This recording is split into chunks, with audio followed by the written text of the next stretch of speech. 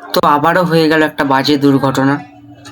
घर इनमें रहने वाले तुमको सफेद दिल पर जिम्मा है ये कुदरत का या আচ্ছা, আমাদের ভারতে থাকতে গেলে কি ভারতবর্ষের মতন থাকতে হবে?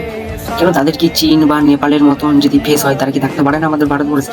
সে তো একটা ভারতবর্ষেরই ছেলে ছিল, সে তো ইন্ডিয়ান ছিল, তবুও তাকে কেন মারা হলো? চীন চীন বলে তাকে বারবার বলা হয়েছে, তুমি চিনি চিনি বলে তাকে তো মার্ডার করা হলো। সে তো তবু বলেছিল না আমি ইন্ডিয়ান, না আমি ইন্ডিয়ান। আজকে যে দাদাটাকে মারা হলো তার বাবা বিএসএফ এ কাজ করে, বিএসএফ আর্মি, বর্ডারে থাকে। আজকে তার ছেলে যে দেশের জন্য লড়ছে আমাদের বর্ডারে দাঁড়িয়ে আছে, আজকে দেশের ভিতরে তার ছেলেকে মার্ডার করে দেওয়া হলো। আর সে সেখানে বর্ডারে দাঁড়িয়ে আছে যাতে না আমাদের বাইরে থেকে আমাদের দেশের মধ্যে কোনো আতঙ্কবাদী আসতে পারে, কিন্তু আমাদের দেশের মধ্যেই আতঙ্কবাদী, আমাদের দেশের ভিতরেই আতঙ্কবাদী। আজকে তার ছেলেটাকে মেরে দেওয়া হলো। সত্যি একদমই স্বাধীন নয় আমাদের ভারতবর্ষ, হতেও পারবে না স্বাধীন কখনো। এরকম করে যদি দুর্নীতি হতে থাকে কবে আর স্বাধীন হবে? जो भी मिलता है दे सबक नहीं मिलता मुझसे तो